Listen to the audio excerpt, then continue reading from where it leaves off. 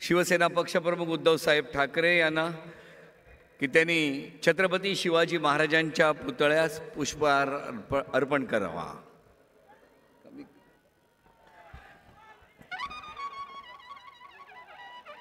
सुभाषजी देसाई यांना विनंती आहे भारत मातेच्या प्रतिमेस पुष्पहार अर्पण करावा। यानंतर माननीय दिवाकर रावतेजी यांना विनंती आहे कैलासवासी प्रबोधनकार ठाकरे यांच्या प्रतिमेस पुष्पहार अर्पण करावा।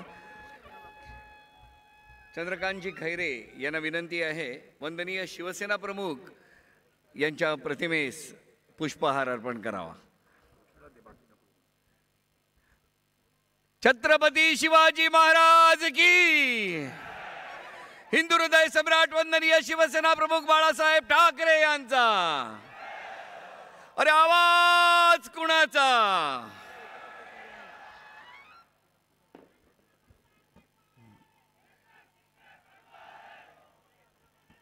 आज विजयादशमी दसरा परंपरेप्रमाणे शस्त्रपूजन सर्व सन्माननीय नेत्यांच्या उपस्थितीमध्ये होत आहे।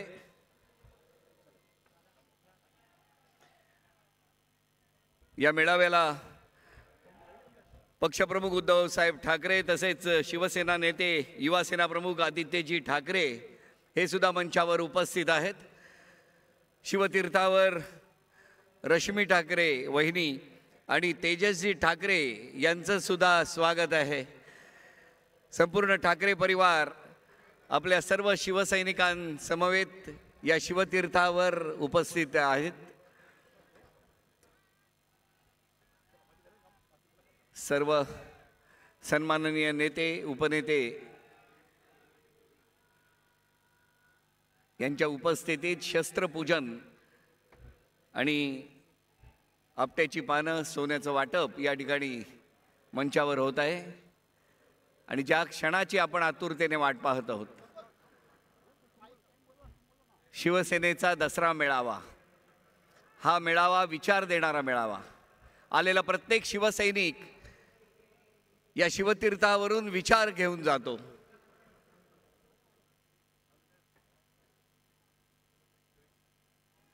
यानंतर मी विनंती करतो शिवसेना पक्षप्रमुख आदरणीय उद्धवसाहेब ठाकरे यांना त्यांनी या मेळाव्यामध्ये आपले विचार मांडावे। पक्षप्रमुख उद्धवसाहेब ठाकरे यांचा। उद्धव साहेब आगे बढ़ो। हिंदू हृदय सम्राट वंदनीय शिवसेना प्रमुख बाळासाहेब ठाकरे यांचा। अरे आवाज कुणाचा?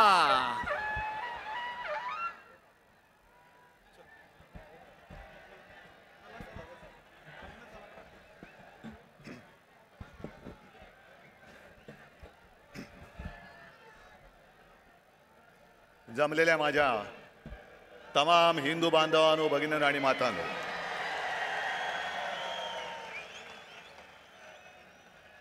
सत्तावन्न वर्ष झाली पण आपण परंपरा थांबू दिली नाही। मोडता घालण्याचा प्रयत्न किती झाला तरी त्यांना मोडीत काढून आपली परंपरा आपण चालू ठेवली आहे आणि पुढची अनेक वर्ष ही अशीच चालू ठेवणार आहोत। सर्वप्रथम दसऱ्याच्या मी तुम्हाला सर्वांना शुभेच्छा देतो। आज दसरा आहे, शस्त्रपूजन आहे, सरस्वतीचं पूजन आहे आणि हा मेळावा त्या संस्कृतीचं एक विराट दर्शन आहे। आपला मेळावा झाल्यानंतर आपण इकडे खोकासुराचं दहन करणार आहोत। मुद्दामून एक नवीन असुर खोकासूर, रामाने रावणाचा वध केला। कशासाठी केला? कारण असं मी ऐकलंय, असं मी वाचलंय की रावण सुद्धा शिवभक्त होता, पण एवढा शिवभक्त असून सुद्धा रामाला त्याला मारावं लागलं कारण रावण माजला होता। रावणाने सीतेला पळवलं होतं, सीताहरण केलं होतं। त्याचप्रमाणे आज सुद्धा आपली शिवसेना पळवण्याचा प्रयत्न होतोय।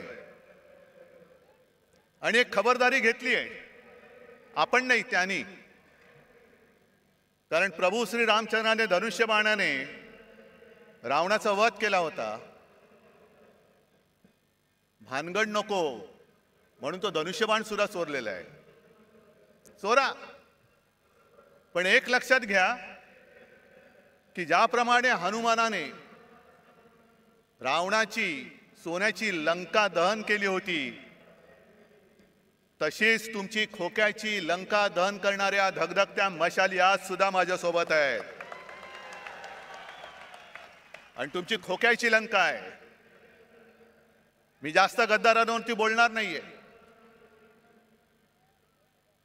कारण त्यांच्यावरती मला बोलण्याची आता गरजच नाही. तुम्ही सगळेजण बोलतायत, माझ्या आधीचे सगळे बोललेत. आणि सध्या क्रिकेटचा मोसम आहे, वर्ल्ड कप सुरू आहे. क्रिकेट पण चालू असतं आणि मध्ये मध्ये जाहिराती पण असतात. आणि काही जाहिराती तर आपल्याला बघून बघून पाठ होतात. त्यातलीच एक जाहिरात आहे, ते 3 हिरो सगळे, अजय देवगण, अक्षय कुमार आणि शाहरुख, ते तिघही येतात, 2-2 बोटं दाखवतात. आमच्याकडे सुद्धा 3 जण बसलेले आहेत. ते सुद्धा 2-2 सांगतात की अरे आमच्याकडे सुद्धा 2-2 हाफ आहेत. आणि ते कमला पसंतवाले आहेत, हे कमळा पसंतवाले आहेत. पसंत आपली आपली. त्यांना कमला पसंत आहे, यांना कमळा पसंत आहे. तुम्ही घ्या आणि तुमचं काय ते बघा. आमच्या नादाला लागू नका. आज महाराष्ट्रामध्ये आणि देशात खूप प्रश्न आहेत. मी भाषणाच्या सुरुवातीला आवर्जून जरांगे पाटलांना धन्यवाद देतोय.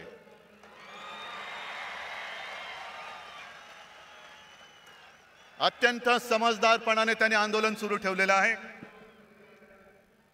आणि आज त्यांनी एक चांगली गोष्ट केली, धनगरांना साथ घातलेली आहे. मी ज्या वेळेला जालन्यात शांततेमध्ये हे आंदोलन सुरू होतं आणि आत्ताचं जे सरकार आहे, डायरचं सरकार, जसं जालियनवाला बागेमध्ये पोलीस घुसून त्यांनी अत्याचार केला होता, त्याचप्रमाणे आंतरवेलीमध्ये शांततेत बसलेल्या मराठा समाजाच्या आंदोलकांवरती यांनी 5वी लाठीहार केला होता. मी तत्काळ तिकडे गेलो, बघितलं. तिकडे हॉस्पिटलमध्ये गेलो, कोणाची डोकी फोडलेत, कोणावरती छरे मारलेले आहेत. पण काही काही घटना अशा घडतात की हृदयामध्ये त्या कायम घर ठीक करून राहतात. ज्या वेळेला आम्ही संभाजीनगर पासून निघालो आणि त्या ठिकाणावरती जात होतो, मध्ये जरा आम्ही थांबलो. एका घरामध्ये गेलो. घर कसलं तुम्हाला गावचं माहिती आहे, ग्रामीण भागातनं बरेच तुम्ही लोक आलेले आहात. 3 सांजेची वेळ होती, मिणमिणत्या दिवा होता. मी जरा तिकडे बाथरूमला जायचं म्हणून गेलो. बाहेर आल्यानंतर त्या घरातली माऊली आणि तिची मुलगी हातामध्ये पंचारती घेऊन उभ्या होत्या. आणि मी त्यांना नमस्कार करून सांगितलं की ताई, आज ओवाळू नका, कारण फार भयानक घटना इकडे घडले. मग ताईंनी मला विचारलं, मी राखी बांधू शकते का? हृदयस्पर्शी प्रसंग होता. आणि ती माऊली मला राखी बांधत असताना तिच्या डोळ्यात पाणी आलं. म्हटलं, ताई काय झालं? ते म्हणलं, मला सुद्धा खूप मारलं बघ म्हणे, गुरावानी मारलं, हात दुखतोय माझा. म्हटलं, काय औषधोपचार केले का? ते नाही म्हणे, मी कशीबशी निसटले, पण माझी सून आणि माझा मुलगा हॉस्पिटलमध्ये. मग नंतर त्यांना सुद्धा मी भेटायला गेलो आणि त्या ताईंचा फोटो आला होता ना, तो पोलिसांची भांड्यात, तो एक निळ्या रंगाची साडी नेसली होती. माझ्यासमोर त्या ताई बेडवरती होत्या, तोंड एवढं सुजलेलं, नाक फुटलं होतं. आणि मग सोबत जे होते त्यांनी मला सांगितलं की साहेब, यांचं डोकं सुद्धा फोडून टाकले. एवढ्या निर्गुणपणाने तुम्ही वागता? मी मुख्यमंत्री होतोच आणि त्याही वेळेला हा प्रश्न होताच. मराठा आंदोलन तेव्हाही सुरू होतं, पण इकडे आलेल्या एकाने तरी सांगावं, कधीतरी कोणावर तरी लाठीमाराचा आदेश मी दिला होता का? मग पोलीस एवढे रानटी होऊ शकतात? तेच पोलीस आहेत, आदेशाचं पालन करणारे पोलीस आहेत. आदेशाशिवाय ते असे वेडवाकडे वागू शकत नाही. जालन्याचा डायर कोण आहे, कोणी आदेश दिला, काही चौकशी नाहीये. मी जरांगे पाटलांना भेटलो आणि त्यांनी मला त्या बंदुकीची एक पुंगळी दाखवली. साहेब हे बघा, एवढी मोठी गोळी आमच्यावरती या गोळ्या झाडल्या, अश्रूतून सोडला. आणि काश्मीरमध्ये दंगेखोरांवरती ज्या छऱ्याच्या बंदुका वापरतात त्या छऱ्याच्या बंदुका वापरल्या. कोणाच्या गालात गेलेला छऱ्याच्या, कोणाच्या डोक्यात गेलेला. काय करणार, काय कुठे चाललो होतो आपण? गद्दारांना म्हणा तुमच्यात हिंमत असेल तर हा प्रश्न सोडून दाखवा. हे खरे बाळासाहेबांचे विचार आहेत. द्या मराठी माणसाला न्याय द्या, मराठा समाजाला न्याय द्या.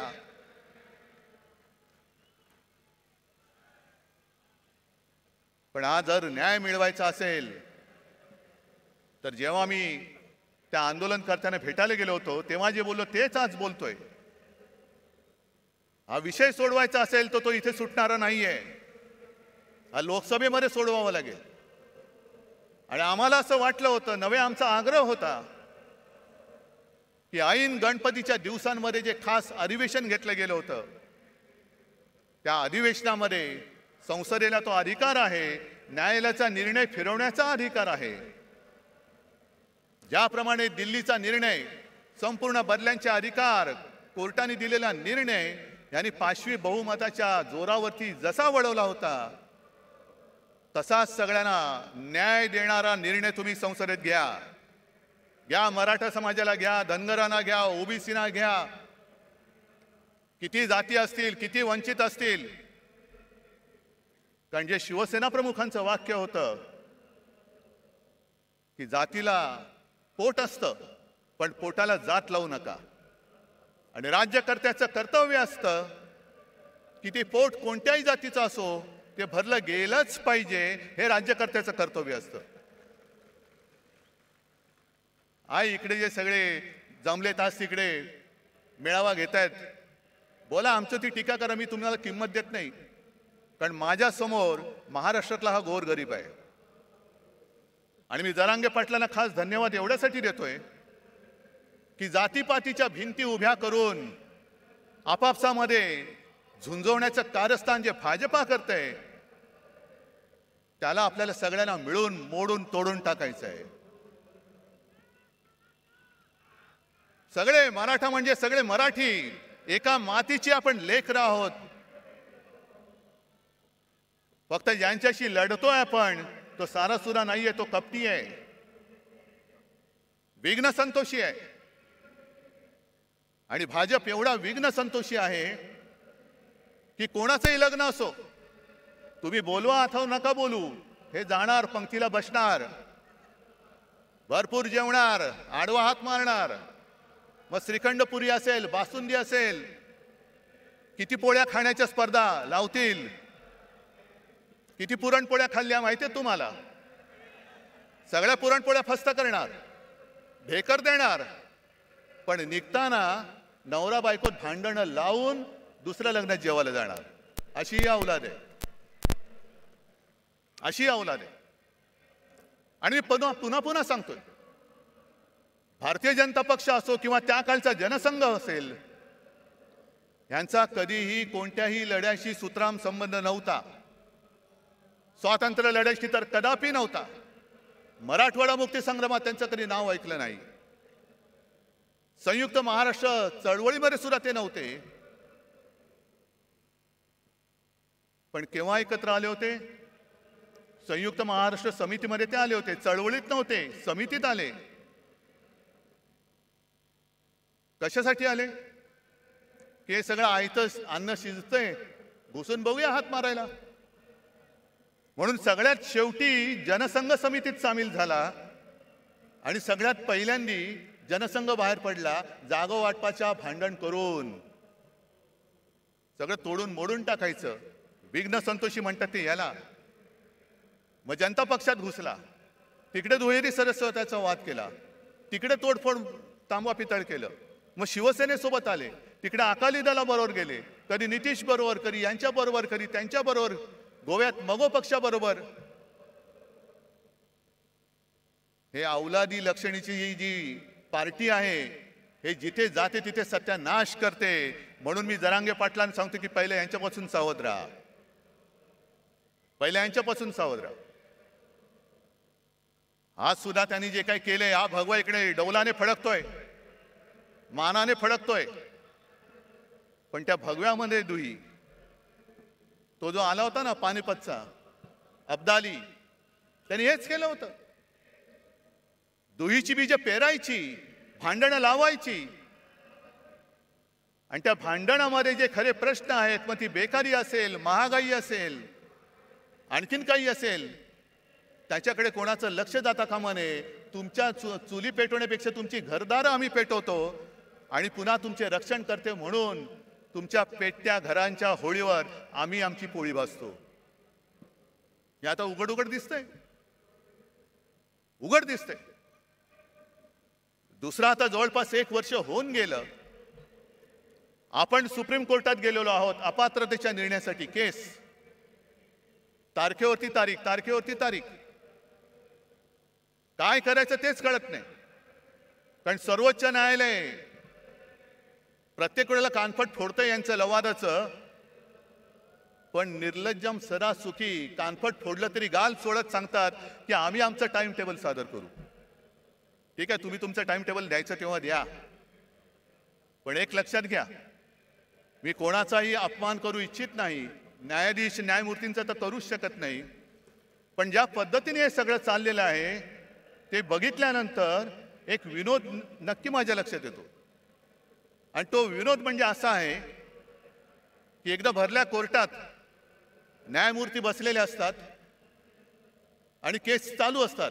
कोणाला तारीख दे, कोणाचा निर्णय दे, कोणाचं हिअरिंग घे, आणि मग त्या सोबत कोण असतो त्याला विचारतात, चल पुढची केस कोणती आहे? मग तो सांगतो, साहेब एका 20 वर्षाच्या मुलीची छेड काढलेल्याची ही केस आहे. आता मुलीची छेड काढले म्हटल्यानंतर कोणी चिडणार? बोलवा त्याला, आणा समोर. आणि त्या आरोपीच्या पिंजऱ्यात एक आजोबा काठी टेकत टेकत टेकत येतात. ते न्यायाधीशांचं डोकं आणखीन फिरतं. तुला तुम्हाला लाज नाही वाटत? आजोबा झालात, काठी टेकत चालता आणि 20 वर्षाच्या मुलीची छेड काढता, शरम नाही वाटत? त्या आजोबा शांतपणाने न्यायाधीशाकडे बघतात आणि सांगतात, न्यायाधीश महाराज, जेव्हा ही घटना घडली तेव्हा मी सुद्धा 20च वर्षाचा होतो. काय कळलं? म्हणजे 20 वर्षाच्या असताना ती घटना घडली, आता ते आजोबा झाले, जिची छेड काढली होती ती सुद्धा आजी झाली, पण केस चालू आहे, केस चालू आहे, केस नाही थांबणार, तारीख पे तारीख, तारीख पे तारीख. आता माझं स्पष्ट म्हणणं असं आहे, ठीक आहे, तुम्ही आम्ही केलेल्या अपात्रतेचा निर्णय जेव्हा लावायचा तेव्हा लावा, 20 वर्षानंतर लावा, 50 वर्षानंतर लावा, पण आज संपूर्ण देश बघतोय, संपूर्ण जग बघतंय, तो केवळ अपात्रतेच्या निर्णयाकडे बघत नाहीये, तर या आपल्या हिंदुस्थानामध्ये, या आपल्या भारतामध्ये सर्वोच्च न्यायालय म्हणून जे काही आहे त्याला हा लवाद जुमानत नसेल तर सर्वोच्च न्यायालयाचं अस्तित्व राहणार आहे की नाही? या देशात डॉक्टर बाबासाहेब आंबेडकरांनी घटना तिचं अस्तित्व शिल्लक राहणार आहे की नाही? आणि सगळ्यात महत्वाचं म्हणजे अनेक क्रांतिकारकांनी आणि अनेक योद्ध्यांनी रक्त सांडून, बलिदान देऊन, त्याग करून जी आपली भारत माता स्वतंत्र केली, त्या भारत मातेची लोकशाही ही टिकणार आहे की नाही ह्याच्याकडे आमचं लक्ष आहे. बघूया आता 30 तारखेला काय होतंय.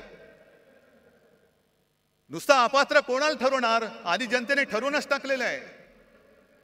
माझं तर म्हणणं असं आहे की केसचा निकाल लागण्याच्या निवडणुका घेऊन दाखवा, जनता जनार्दन ठरवेल ते पात्र आहेत का अपात्र आहेत, होऊन जाऊ दे खुल्या मैदानात. पण सर्वोच्च न्यायालयाकडनं आम्हाला नक्की अपेक्षा आहे. मध्ये आपले माननीय पंतप्रधान मोदी जे बोलले, घराणेशाही घराणेशाही, होय मी घराणेशाहीचा पाईक आहे, कारण मला माझ्या घराण्याचा अभिमान आहे, मला माझ्या आई वडिलांचा अभिमान आहे, आजोबांचा अभिमान आहे आणि सर्व पूर्वजांचा अभिमान आहे. जो कुटुंब व्यवस्था मानत नाही त्यांनी दुसऱ्याच्या घराण्याबद्दल बोलू नये. पहिले कुटुंब व्यवस्था मान आणि मग हिंदुत्वाचं बोल. कारण कुटुंब व्यवस्था हा हिंदू संस्कृतीचा एक पाया आहे. तोच जर तुम्हाला मान्य नसेल तर तुम्ही आमच्यावरती बोलणारे कोण आहात? तुम्हाला काही अधिकार नाहीये. ज्याप्रमाणे मी कोरोनाच्या काळामध्ये माझे कुटुंब, माझी जबाबदारी, सर्व महाराष्ट्र मी माझं कुटुंब मानून माझ्या परीने मी काम केलं, म्हणून मला अभिमान आहे की कोणाच्याही नशिबात नाही ते एक नातं कुटुंब प्रमुख म्हणून मला महाराष्ट्राच्या जनमानसामध्ये स्थान मिळालं. मला अभिमान आहे त्याचा. बरं, घराणेशाहीला विरोध करायचा ना, करा, जरूर करा. पण घराणेशाहीला विरोध करताना आम्ही पोचलेली घराणेशाही तुम्ही डोक्यावरती बसवताय ती पहिली खाली करा. बाप मंत्री, मुलगा आमदार, मुलगा खासदार, हे सगळे जे काय चाललंय ते पहिलं करा. असं काही नाही की सगळीच घराणी काही चांगली असतात, सगळीच घराणी काही वाईट असतात. घराण्याची सुद्धा एक परंपरा असते, घराण्याचे संस्कार असतात. कोण कोणत्या घराण्यातल्या त्याच्याप्रमाणे त्याची ओळख ठरते. ज्याप्रमाणे जर तुम्ही घराणेशाही बघायला गेला, डॉक्टरचा मुलगा डॉक्टर होतो, आम्ही सुद्धा घराणेशाही, घराण्याची परंपरा जपणारे आहोत. त्याचप्रमाणे आणखीन एक घराणेशाही नाही पण घराण्याची परंपरा मी आवर्जून सांगेन, ती म्हणजे आपले सर्वोच्च न्यायालयाचे सरन्यायाधीश चंद्रचूड साहेब. स्वतःच्या कर्तृत्वाने बसलेत, पण त्यांचे वडील सुद्धा सरन्यायाधीश होते आणि कडक होते, कणखर होते. शेवटी इतिहासामध्ये आपली नोंद काय होणार आहे हे प्रत्येकाने खबरदारी घ्यायची. कोणासमोरही न झुकणारा म्हणून माझी नोंद व्हायला पाहिजे की सत्ताधाऱ्यांचे बूट चाटणारा, हे प्रत्येकाने ठरवायचंय. मग जशी घराणेशाहीची परंपरा आहे तशीच काही नावं अशी आहेत ज्यांच्या घराण्याचा आतापताच माहिती नाहीये पण तरी सत्ताधीश झाले. फरक बघाय तुम्ही. हिटलरचे वडील माहिती आहेत कोणाला? हिटलर काय घराणेशाहीतला होता? सद्दाम हुसेन काय घराणेशाहीतला होता? पुतीन काय घराणेशाहीतला आहे? गदाफी काय घराणेशाहीचा आहे? मुसोलिनी, स्टालिन, कोणाची घराणी माहिती आहेत? पण हाही धोका विसरू नका की ज्याचा काही आगापिछा नाही, त्याच्या हातामध्ये जर का देश दिला तर काय होऊ शकतं त्याचं अत्यंत वाईट उदाहरण हे जर्मनी आहे. हे जर्मनी आहे. असाच उदय झाला, लोक पागल झाली, अंधभक्त झाली आणि आज त्याने जे काय बहुमत मिळाले हे बहुमत तर काहीच नाही. जवळपास 95, 97, 98% त्यावेळेला हिटलरला बहुमत मिळालं होतं विकासाच्याच नावावर. काय केलं त्यांनी? आज जाऊन जर का विचारलं तर जर्मन लोकांना लाज वाटते की त्यांच्या देशामध्ये हिटलर होऊन गेला म्हणून. मग तुम्ही ठरवायचंय की ज्याच्या घराण्याचा आगापिछा माहिती असा निवडायचा की कोणाचा कशाला पत्ता नाही, आज दिसे उद्या गायब. तुमचं मरण तुम्ही पत्करा. मी माझी वाट लावून काम केलं, मला आनंद झाला, तुमची वाट लागली, आता मी झोळी लावून चाललो, तुम्ही बसा रिकामी कटोरी घेऊन. आणि हे जर का टाळायचं असेल तर आज माझं ठाम मत आहे, एक काळ जरूर होता की कदाचित याच व्यासपीठावरून हिंदू हृदय सम्राट बोलले होते की देशाला एका मजबूत सरकारची गरज आहे. मजबूत सरकार आपण बघितलं, 9 वर्ष पाहिलं. म्हणजे मला आज सुद्धा आठवत आहे की 14 साली ज्या वेळेला प्रणवदा राष्ट्रपती होते तेव्हा आम्ही सगळे, आता वेळगळच, आम्ही गेलो होतो सगळे पक्ष मिळून आणि आम्ही सांगितलं की आमचा नेता नरेंद्र मोदी. मग प्रणव मुखर्जी खुश झाले, आम्हाला म्हणाले 25-30 वर्षानंतर एका पार्टीचं सरकार आलं, आता देशामध्ये स्थैर्य येईल. काय आले तुम्ही सांगा? आले स्थैर्य? काय तुमचे प्रश्न सुटलेत? आणि म्हणून मला आज असं वाटतं की सरकार तर बदललं पाहिजेच, पण आता जे सरकार आणायचं आहे हे सरकार मजबूत जरी असलं तरी एका पक्षाचं बहुमत असलेलं पाशवी सरकार नको, अजिबात नको. जेव्हा खुर्ची थोडीशी डगमगीत असते तेव्हा देश मजबूत होतो. नरसिंहरावांनी चांगलं काम केलं, मनमोहन सिंगांनी केलं, अटलजींनी सुद्धा केलं. सगळ्यांना सोबत घेऊन चालणारं सरकार पाहिजे, मिलीजुली सरकार आज पाहिजे आपल्याला. पण यांचं जे सगळं चाललंय, मी मागेच बोललो होतो की हिंदुत्वाचा बुरखा फाटल्यानंतर आतमधल्यांचा विभत्स किळसवाणा चेहरा, भेसूर चेहरा आता आम्हाला दिसायला लागलेला आहे. जे काय एक स्वप्न दाखवलं होतं 2014 साली, आणि त्यांचीच भाषणं आहेत. पेट्रोल का दाम ऊपर गया कि नीचे, गैस का दाम ऊपर गया कि नीचे, डॉलर ऊपर गया, रुपया ऊपर गया कि नीचे. मग काढा, सगळ्या गोष्टी काढा. जे मी तुम्हाला सांगितलेलं आहे, होऊन जाऊ दे चर्चा म्हणून गावागावात जाऊन ह्या सगळ्या गोष्टी समजावून सांगा, समजावून सांगा. पण आज सगळं काही त्यांनी गुंडाळून ठेवलेलं आहे. माझ्या आधीचे सगळे वक्त्यांनी एक एक समाचार घेतलेलाच आहे. मी संजय राऊतांचं भाषण ऐकत होतो, भ्रष्टाचारावरती कडाडून बोलले. संजय, काळजी करू नका, उद्या आपलं सरकार येणार आहे, नक्की आणणार म्हणजे आणणारच. आणि आज जे दमदाट्या करतायत त्यांना सुद्धा सांगून ठेवतोय की तुम्ही आमच्या लोकांना जो त्रास देताय, तो त्रास बंद नाही झाला तर सरकार आणल्यानंतर तुम्हाला सुद्धा आम्ही उलटे टांगल्याशिवाय राहणार नाही. उलटे टांगू तुम्हाला. मी सर्व शासकीय अधिकाऱ्यांना पण सांगतोय, जो एक फतवा माझ्या पाहण्यात आला, आयकर अधिकाऱ्यांना आता फतवा गेलेला आहे की सरकारच्या प्रचाराची रथयात्रा काढा. का हो, तुम्ही सगळे घेताय ना, सगळे भाडोत्री माणसं गोळा करताय. त्या भाडोत्री माणसामध्ये कोणी मर्द नाही, स्पष्ट आहे. कारण मर्द कधी विकला जात नाही, मर्द कधी विकत घेता येऊ शकत नाही. आणि मर्दपणा तर रक्तामध्ये असावा लागतो. लाचारी असणारे कधी मर्द होऊ शकत नाही. आणि भारतीय जनता पक्षाची आजची हालत जी अशी झालेली आहे, मग त्याचं वर्णन मध्ये ते एक सगळ्यांना असं पेव फुटलं होतं, हनुमान चालिसा. कुठेही हनुमान चालिसा. जा ना मणिपूरमध्ये जा आणि हनुमान चालिसा बोला, आहे हिम्मत. पण हनुमान चालिसा जसा तुम्ही बोलता, तशी आपल्या हिंदू संस्कृतीत आणखीनही काही स्तोत्र आहेत. व्यंकटेश स्तोत्र माहिती आहे तुम्हाला? त्याच्यामध्ये स्पष्ट शब्दात लिहिले, गावीचे होते लेंडे ओहळ. म्हणजे काय? गावातलं गटार. गंगेसी मिळता गंगाजळ. मग ते गटार जर का गंगेला मिळालं तर त्याचं सुद्धा गंगाजल होतं आणि तीर्थ म्हणून हे प्राशन करतात. काक विष्ठेचे झाले पिंपळ. म्हणजे कावळ्याने खाऊन त्याची जी काय विष्ठा असते त्याच्या बियेतनं होतं झालं पिंपळ. त्याची निंद्य कोण म्हणे? आता पिंपळ झालाय, त्याला निंद्य कसं म्हणायचं? भले असेल तो कावळ्याच्या विष्ठेतून झालेला. तसा भाजप झालाय आता. सगळे गावीचे सगळे लेंडे ओळ एकत्र येतात. या या या या या या सगळ्या कावळ्यांच्या विष्ठा एकत्र करतायत आणि पिंपळ करतायत. बसा मुंजासारखे त्याच्यावरती बसून. ही तुमची हालत झाली. हे तुमचं हिंदुत्व.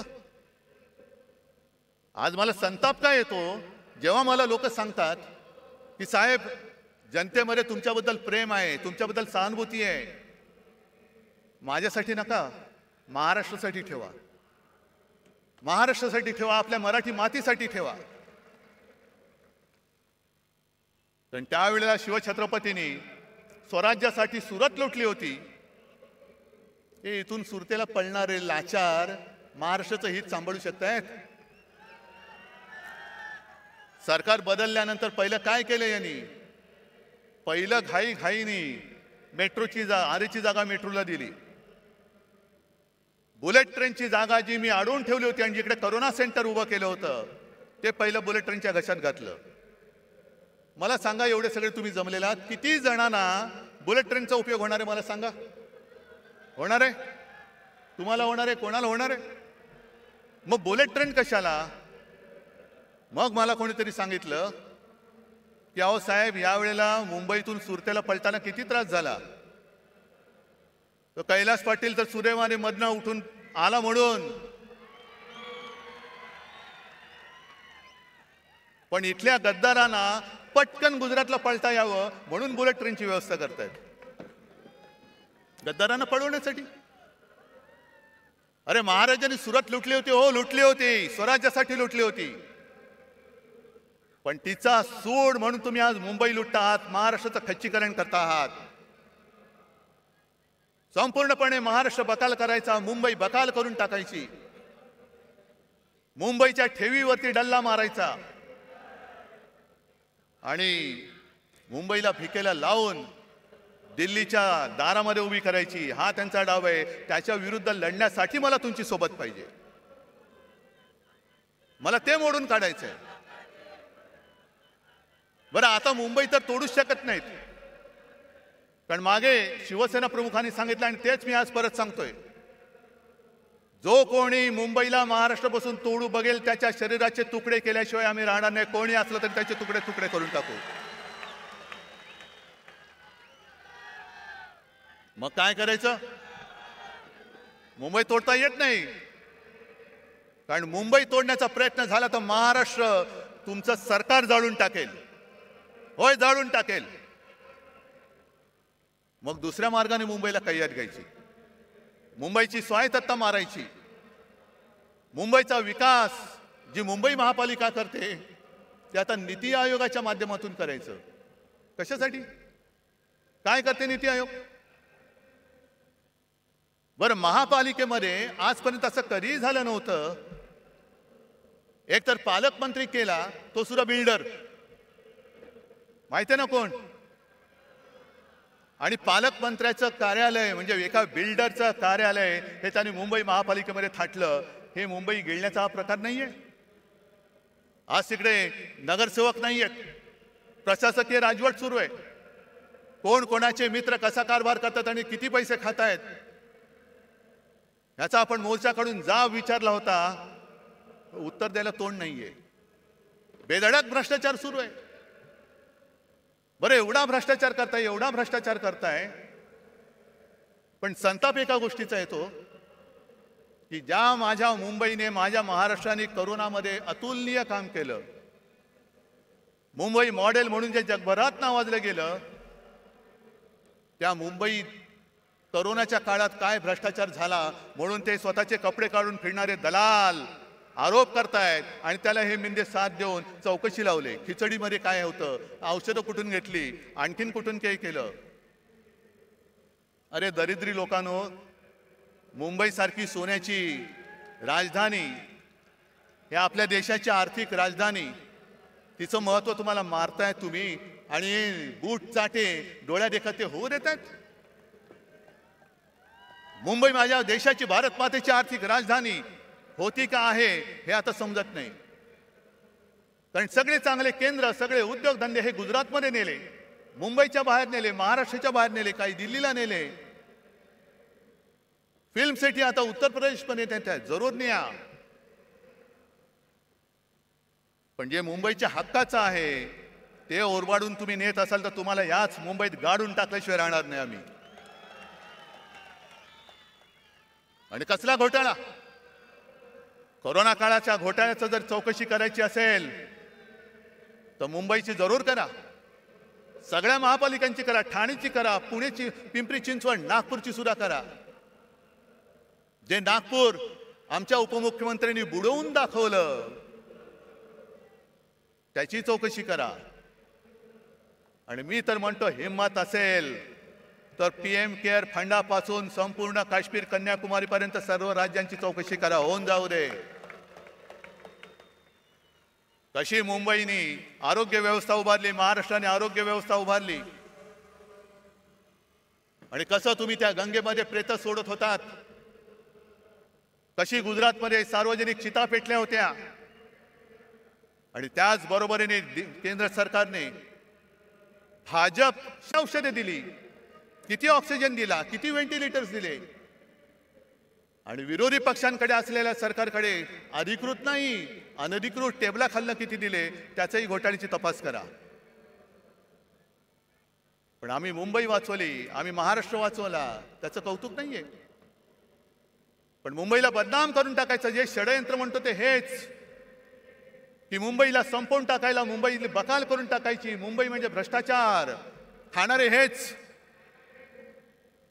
आणि आमच्या अंगावरती येत आहे. अरे शेण तुम्ही खाताय, आमचं तोंड कशाला हुंगाला येत आहे? पहिले स्वतःच्या तोंडाचा वास घ्या, हिंमत असेल तर. एक सुद्धा कोणी मायेचा पूत PM केअर फंडाचा घोटाळा बाहेर काढा. त्याचा घोटाळा म्हणण्यापेक्षा त्याचा हिशोब घ्या ना. एकट्या टाटाने मला असं वाटतं 1,500 कोटीचा चेक त्या PM केअर फंडाला दिला होता.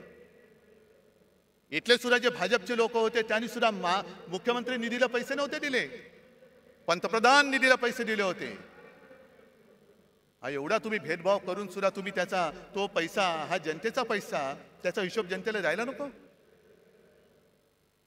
आणि आज संपूर्णपणे जो कारभार सुरू आहे आरोग्य यंत्रणेचे कसे काय 3-13 वाजलेत बघा. मला या बोंबलणाऱ्याने एकच सांगायचंय की तुमचे नेते दिल्लीतनं संपूर्ण देशाला रिकाम्या थाळ्या बडवायला सांगत होते आणि गो करून बोंबलायला लावत होते ना. त्यावेळेला आमच्या सरकारने गोरगरिबांना 5 रुपयात रिकामी नाही भरलेली थाळी शिवभोजन म्हणून दिली. याला म्हणतात सरकार. हे आमचं हिंदुत्व आहे. हा आमच्या आणि तुमच्या हिंदुत्वातला फरक आहे. तुम्ही रिकाम्या थाळ्या बडवणारं तुमचं हिंदुत्व आहे आणि गोरगरिबाला पोट भरून जेवण देणारं आमचं शिवभोजन हे आमचं हिंदुत्व आहे. ज्या वेळेला तुम्ही रस्त्यावरती उतरला होता आणि तुमचे ते महामहिम काळी टोपी मला पत्र दिलं होतं, पत्रमध्ये छान लिहिलं होतं. माझ्याकडे काही लोक आली होती आणि त्या लोकांनी मंदिरं उघडण्यासाठी विनंती केली. मला कळत नाही तुम्हाला असे ईश्वरी काही संकेत येतात का की तुम्ही मंदिरं बंद ठेवलेत. किती विक्षिप्त बिंडूक माणसं असतात. आपल्याला बऱ्याचदा कळत नाही टोपी खाली दडलंय काय.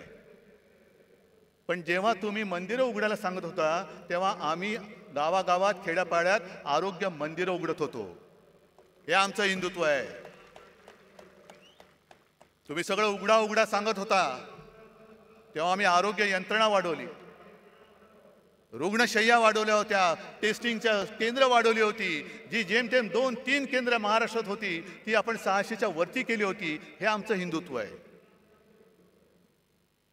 जर कोणी आपल्या समोर तळमळत असेल तर त्याला वाचवणं, त्याची जात पात विचारत नाही बसलो आम्ही. कोणी असेल, होय मालेगावमध्ये मुसलमान सुद्धा आले होते, त्यांना सुद्धा आम्ही वाचवलं. धारावीमध्ये आम्ही धारावी वाचवली. हे आमचं हिंदुत्व आहे. पण मुंबईचा जो धोका आहे मी मगाशी तुम्हाला सांगत होतो तो की आता धारावी सुद्धा गिळायला निघालेत. इथे आली असतील काही धारावीची लोक. धारावीचा विषय मी स्वतंत्रपणे धारावीत येऊन घेणार आहे. पण आता याच्या घशामध्ये धारावी त्यांनी घातले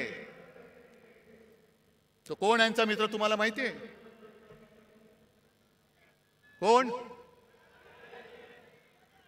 मला माहित नाही. मी अडाणी आहे बाबा, मला काय कळत नाही. तुम्हाला काय कळतंय? आणि सहज जर का अभ्यास केला तर माझे तर डोळे पांढरे झाले. जवळपास 150 कोटी स्क्वेअर फुटाचा FSI तिकडे मिळणार आहे. म्हणजे सगळी, आणि तो FSI दक्षिण मुंबईत तो वापरू शकणार. म्हणजे मुंबईची ओळख काय राहणार? कोण येणार, कोण राहणार? आणि हा विकास केवळ तुमच्या मित्राचे खिसे भरायला आम्ही होऊ देणार नाही. धारावीचा विकास झालाच पाहिजे. तिथे जो झोपडीमध्ये राहतो, ज्याला आम्ही वाचवलेलं आहे, त्याला प्रत्येकाला हक्काचं घर मिळालंच पाहिजे. पण त्या हक्काबरोबर घराबरोबरच प्रत्येक घरामध्ये जे उद्योगधंदे आहेत, अगदी मायक्रो स्केल, लघु उद्योग, सूक्ष्म उद्योग, काही कुंभारवाडे आहेत, त्यांना सुद्धा तिकडे जागा मिळाली पाहिजे. ती सुद्धा सोयी त्यांना मिळाली पाहिजे. आणि सगळ्यात महत्त्वाचं म्हणजे धारावीच्या एका परिसरामध्ये तुम्ही घरं जरूर बांधा. पण आज देखील माझा गिरणी कामगार घराविना फिरतोय, वणवण फिरतोय. त्या गिरणी कामगारांच्या मुलांना धारावीत घरं द्या. वांद्रा वसाहतीमध्ये सरकारी कर्मचाऱ्यांना घरं तिथल्या तिथे मिळावीत असा निर्णय आमच्या सरकारने घेतला. हे द्यायला तयार नाही आहेत. वांद्रा वसाहतीत तिथल्या कर्मचाऱ्यांना घरं मिळालीच पाहिजेत. पण त्याच्या नंतरचे जे कर्मचारी आहेत त्यांना सुद्धा धारावीत घरं द्या. पोलिसांची घरं कमी पडत असतील तर पोलिसांना सुद्धा धारावीत घरं द्या. कारण आम्हाला हिंदुत्व जपायचं आहे, पण त्याच बरोबरीने मुंबईवरचा मराठी ठसा सुद्धा आम्हाला अधिक गडद करायचा आहे. नुसती धनदांडग्यांची मुंबई करू नका. साध्या सुध्या ग्रामीण भागातल्या माणसाला इकडे परवडणाऱ्या दरामध्ये धारावीमध्ये घर द्या. कारण धारावीवरती एवढ्या सवलती त्यांनी उधळलेल्या आहेत, एवढ्या उधळलेल्या आहेत की त्याचा फायदा जर गरिबांना मिळणार असेल तर आनंद आहे. पण तो जर का तुमच्या मित्राच्या खिशात जाणार असेल तर मात्र आम्ही तो जाऊ देणार नाही. आणि मुंबई काय धारावी सुद्धा त्याला गिळू देणार नाही हा निश्चय करून आम्ही रस्त्यावरती उतरू. ही मुंबईची अवहेलना तुम्हाला मी सांगतोय. किती सांगायच्या गोष्टी. अंबादास, तुम्ही सगळ्या शेतकऱ्यांचा विषय घेतला असाल. एक तर दुष्काळ आपल्या माथी आलेला आहे. माझ्या माहितीप्रमाणे आता जो खरीप झाला त्याचं 22% उत्पादन कमी झालेलं आहे. पाऊस पुरेसा नाही, धरणामध्ये पाणी साठा बरोबर नाहीये. पुढच्या मोसमापर्यंत पिण्याचं पाणी कसं पुरवायचं. कारण आज गावागावांमध्ये टँकर सुरू झालेत की नाही तुमच्यापैकी कोणाच्या गावात. आज टँकर सुरू झालेत, उद्या काय होणार आहे सांगता येत नाही. पण सगळ्यात संतापाची गोष्ट अशी आहे की मधल्या काही एका दिवशी मी शिर्डीमध्ये गेलो होतो दुष्काळी पाहणी करायला. आता टीव्हीवरती तुम्ही बघितलं असाल, मला कोण म्हणेल हा काय वेडा आहे का रे, भिजतोय आणि दुष्काळाची पाहणी करतोय. पण वस्तुस्थिती अशी होती की त्या दिवशी मी पावसामध्ये भिजलो होतो पण माझ्या समोरची पिकं ही करपून गेली होती. मग त्या पाण्याचा चिखल होण्याखेरीज काही उपयोग नव्हता. मग शेतकऱ्याची ती पेरणी वाया गेलीच. कर्ज डोक्यावरती चढलं. पण कर्ज डोक्यावर चढण्यापूर्वी त्यांनी सरकारने जी एक योजना काढली, प्रधानमंत्री पीक विमा योजना. आता थोडं तुम्ही शहरातले असला तरी सांगायला पाहिजे की या पीक विम्यामध्ये 3 हिस्से असतात. एक केंद्र सरकार देतं, दुसरं राज्य सरकार देतं आणि तिसरा शेतकरी देतो. या सरकारने एक चांगली गोष्ट केली की शेतकऱ्याचा हिस्सा स्वतः भरला आणि 1 रुपयात शेतकऱ्याला विमा देण्याची घोषणा केली. चांगली गोष्ट केली. त्याचा परिणाम काय झाला. साधारणतः 90-95 लाख शेतकरी जे विमा उतरवायचे, विमा काढायचे, ते यावर्षी जवळपास 2.25 कोटी शेतकऱ्यांनी ती नोंदणी केली. 2.25 कोटी, 1,70,00,000पेक्षा जास्त. मग चांगली गोष्ट झाली. आता दुष्काळ पडलाय, पीक गेलं. मग सरकारने बैठक घेतली की पूर्ण पंचनामे होईपर्यंत, मागणी येईपर्यंत तुम्ही अग्रिम एक रक्कम द्या. आणि माझी जी माहिती आहे, विमा कंपन्यांनी हात वर केले, आम्ही देऊ शकत नाही. का देऊ शकत नाही. कारण जे निकष आहेत त्या निकषामध्ये सलग 21 दिवस जर पाऊस पडला नाही तर आणि तरच नुकसान भरपाई मिळते. काही जणांना त्यांनी असं सांगितलं की तुमच्या नुकसानीची नोंद तुम्ही 72 तासात केली नाही म्हणून तुम्हाला नुकसान भरपाई मिळणार नाही. काय सरकार करते. तुम्हाला विमा कंपन्या जुमानत नाही. अरे मागे शिवसेनेने आंदोलन केल्यानंतर पटपट सगळ्यांना भरपाई दिली होती. आज तुम्हाला सगळ्यांना मी होय आदेश देतोय, शेतकऱ्याच्या बरोबरीने त्याच्या मदतीसाठी उभे राहा. जा विमा कंपन्या कोणाच्या त्या बघा, त्या सूर्यांच्या मित्रांच्या असतील. कुठे कुठे त्या विमा कंपन्यांमध्ये जा. मारझोड नाही करायची, पण आळीपाळीने घेराव घालून बसा. आणि अधिकाऱ्याला जागचा हलू देऊ नका. त्याला सलग पावसाचा खंड काय असतो ना, तो जागेवरती बसून दाखवा की तुझा पाऊस तुंबल्यावरती काय होतं. शेतकरी वाऱ्यावरती पडलाय. आरक्षणासाठी समाज रस्त्यावरती आलेले आहेत आणि हे म्हणे बाळासाहेबांचे विचार घेऊन पुढे चाललेले आहेत. बाळासाहेबांचे विचार काय होते. मरे आम्ही एक विरोधी पक्षाची आघाडी केली, तिचं नाव इंडिया ठेवलं. त्याच्यावरती मोदी लगेच त्यांनी तुलना केली की इंडियन मुजाहिद्दीन आहेत. किती दुर्दैव आहे. देशाला असा विचार करणारा पंतप्रधान मिळू शकतो. जे देशप्रेमी आम्ही देश वाचवण्यासाठी एकत्र आलो, तर आमची तुलना तुम्ही इंडियन मुजाहिद्दीन बरोबर केली. पण जे शिवसेना प्रमुख सांगत होते की जोपर्यंत हे पाकडे माझ्या देशात घुसखोरी करायचं थांबवत नाही तोपर्यंत मी माझ्या भूमीवरती हिंदुस्थान पाकिस्तान क्रिकेट होऊ देणार नाही. आज त्या अहमदाबादमध्ये नरेंद्र मोदी स्टेडियममध्ये त्यांचं स्वागत काय झालं. गरबा काय खेळला, फुलं काय टाकली. सगळा आनंदी आनंद, शेव फाफडा बिपडा असा वाटला की पाकिस्तानच्या खेळाडूंना वाटलं एक क्षणभर की आम्ही भारतात नाही, आम्ही भाजपात आलो की काय, आम्ही भाजपात आलो की काय. काय हे? बरं, आमच्यावरती टीका करताना इंडिया म्हणून जरूर करा, आम्ही तुमच्यावरती करतो, तुम्ही आमच्यावरती करा. पण तुम्ही आमची तुलना देशद्रोह्यांशी करणार असाल आणि स्वतः देशांच्या शत्रूंबरोबर क्रिकेट खेळणार असाल तर आमच्यापेक्षा जास्त देशद्रोही तुम्ही आहात. आज सुद्धा तो कुलभूषण जाधव तुरुंगामध्ये पाकिस्तानच्या तुरुंगात चढतोय. कोणाला आठवण आहे? 4 दिवसापूर्वी सीमेवरती पाकिस्तानच्या सैन्याने गोळीबार केला, शस्त्रसंधी मोडली आणि 2 जवान आपले घायाळ झाले. खेळा, क्रिकेट खेळा. तिकडे अग्निवीर सीमेवरती गेला, वाऱ्यावरती सोडला. आज मराठा आंदोलनामध्ये आत्महत्या होत आहेत, वाऱ्यावरती सोडतायत. मला आज सगळ्यांना एक आवाहन करायचंय, शेतकऱ्यांना करायचंय, मराठ्यांना करायचंय, ओबीसीना करायचंय, धनगरांना करायचंय, सगळे जे या त्यांच्या न्याय हक्कापासून वंचित आहे त्यांना मी हात जोडून नम्र विनंती करतो की बाबांनो, आत्महत्या करू नका. कारण उद्या तर आपला हा लढा आपल्याला लढावाच लागेल, जिंकावाच लागेल. आरक्षण नक्की मिळेल, पण तेव्हा जर का तुम्ही नसला तर तुमच्या कुटुंबाचं रक्षण कोण करणार हा विचार करा. आणि तुमचा सोन्यासारखा जीव यांच्या नादान सरकारपायी असा देऊ नका. आणि हा सगळा भोंगळ कारभार बघितल्यानंतर कुठे औषधं नाहीत, औषधी खरेदी नाही, काही नाही. सरकारी रुग्णालयात रुग्ण मरतायत. आता कोणतरी बोललं खेकडे धरणं फोडतायत. आणि एक खेकडे राज्याचे आरोग्यमंत्री हे काय करणार? म्हणजे मध्ये मी जी काय बातमी वाचली, आता टेंडर शिवाय औषध खरेदी करणार आणि तुम्ही आमच्या औषध खरेदीची चौकशी करणार. वा, म्हणजे हे खेकडा मंत्री असे आहेत की हाफकिन नावाची संस्था हे त्यांना माहिती नाहीये. कोण आहे तो हाफकिन? बोलून घ्या त्याला. कशाला? काय दलाली खायचे? म्हणजे असे सगळे नादान आणि ओंगळ अनागोंदी कारभार बघितल्यानंतर मला या गद्दारांचं काही कोड कौतुक नाहीये. ते त्यांच्या कर्माने जाणार आहेत. कपाळावरती आयुष्यभर पुढच्या सगळ्या पिढ्यांमध्ये गद्दार म्हणून एक शिक्का कायमचा लागलेला आहे. तो किती घासू म्हटलं, कोणताही साबण लावा, तो पुसला जाणार नाहीये.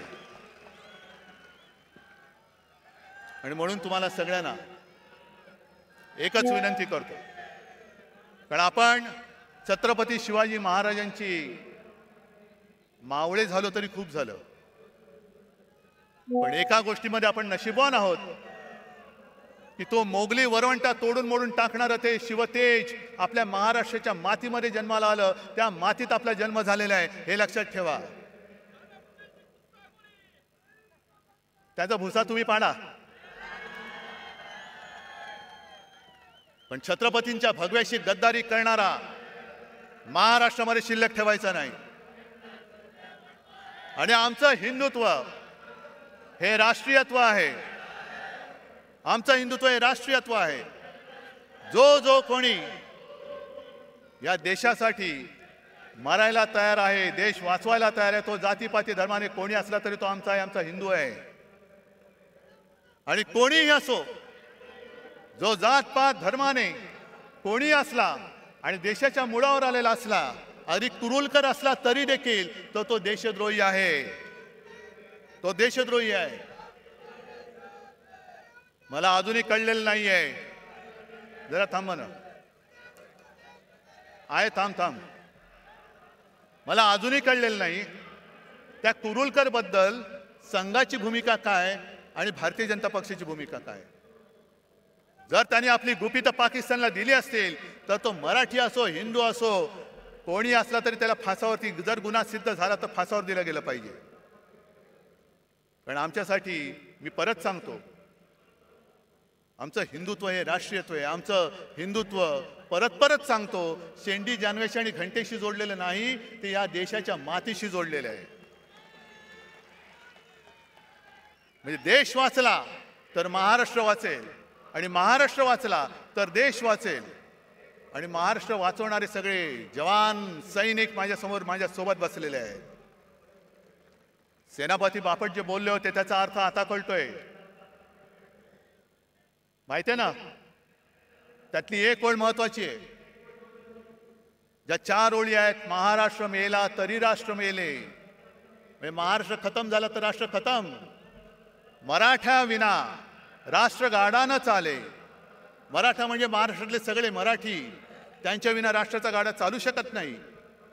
खरा वीर वैरी, वीर वैरी पराधीनतेचा, हे यांच्यासारखे बुटचाटे नाहीत वैरी वीर. जो पराधीन होण्याला विरोध करतो, गुलामी स्वीकारत नाही, तो खरा वीर. खरा वीर वैरी पराधीनतेचा, महाराष्ट्र आधार या भारताचा. आज संपूर्ण भारत आपल्याकडे बघतोय. अरे त्यावेळेला सुद्धा असाच अंधकार पसरला होता, घरदारं फुटत होती, देवांचे राख रांगोळ्या होत होत्या, आणि तेव्हा ही एक मशाल छत्रपती शिवाजी महाराजांची भगवा घेऊन संपूर्ण त्यांनी त्या मोगलांना टक्कर दिलेली. वाघ नख जरूर आणा, पण त्या नखाच्या मागे वाघ नसेल आणि मुनगट्टीवर असतील तर त्या वाघ नखाला काय अर्थ नाहीये. त्यावेळेला सुद्धा त्या वाघ नखाच्या मागे छत्रपती शिवाजी महाराज नावाचा वाघ होता, म्हणून त्यांनी दगाबाज अफजल खानाचा कोथळा बाहेर काढला होता.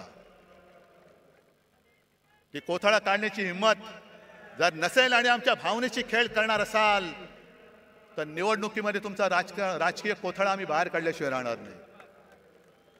आम्ही काढू बाहेर. भावनांशी खेळ करू नका. जर खरोखर पुराव्यानिशी ती छत्रपती शिवाजी महाराजांनी अफजल खानाला मारताना वापरलेली वाघनखं असतील तर ती भाड्याने नका आणू इतर लोकांसारखी. म्हणजे इतर लोकांसारखी म्हणजे काय, की एक पोरगा स्वतः बापाला सांगतो की बाबा बाबा मला आता शिक्षण शाळावर काही जमत नाही, मग नाही मी भाजपात जाणार, तिकीट घेणार आणि देशाची. तो बाप म्हणतो थांब जरा, तुला काय झालं, हे तुला काही येडलं का नाही का, तुला असं करू नको. पहिला तू शिवसेनेत जा किंवा काँग्रेसमध्ये जा, राष्ट्रवादीत जा, दुसऱ्या कोणत्याही पक्षात जा, जरा नाव कमव. नाव कमवल्यानंतर काहीतरी गडबड घोटाळा कर, मग भाजपला तुला घेतील आणि तुला मंत्री करतील. मग तुला मंत्री करतील. हे मला भारतीय जनता पक्षाच्या लोकांना सुद्धा सांगायचंय की घराणेशाहीमध्ये तुमची सुद्धा घराणी भाजप आणि संघ वाढवण्यामध्ये खच्ची झालेली आहेत. आज जर का तुमच्या घराण्याच्या त्यागाला काही किंमत मिळणार नसेल आणि नुसतं उपऱ्यांच्या सतरंज्या काढण्याचं घालण्याचं काम तुम्हाला करायचं असेल तर हाच भाजप हाच संघ तुम्हाला तरी अपेक्षित होता का. नुसतं सतरंज्या घालताय. आणि म्हणून हा भावनेशी खेळ आता बस झाला. आपल्याला आता महाराष्ट्र संपूर्ण हिंदुत्वाबरोबर मराठी माणसाची एकजूट, जे शिवसेना प्रमुखांचं पहिलं वाक्य होतं 96 कोळी 92 कोळी, मराठा मराठेतर 96 कोळी 92 कोळी, स्पृश्य अस्पृश्य कोळी आगरी, हे सगळे भेदाभेद गाडून मराठी माणसाची भक्कम एकजूट बांधा. त्या एकजुटीच्या हातामध्ये शिवरायाचा आणि हिंदुत्वाचा पवित्र भगवा आपल्याला घट्ट धरायचा आहे. आणि म्हणून परत एकदा एकच सांगतो की आता या गद्दारांकडे दुर्लक्ष करा. आज सुद्धा अनेक जणांना फोन येत आहेत आणि मी परत सांगतो, ज्याला इमान विकायचं असेल सरळ इमान विकून मोकळे व्हा. जा तिकडे, माझ्याकडे एवढे वाघ बसले असताना मला नादान आणि भ्याडांची गरज नाहीये. आणि सरकारला मी आव्हान देतो, सुप्रीम कोर्टाचा निकाल लागेल तेव्हा लागेल, पण जर तुमच्यामध्ये हिंमत असेल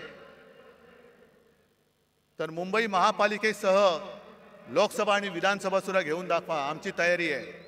दाखवून द्या. आम्ही जनतेच्या कोर्टात येतो. जो जनता निकाल देईल तो आम्हाला मान्य आहे, तो आम्हाला मान्य आहे.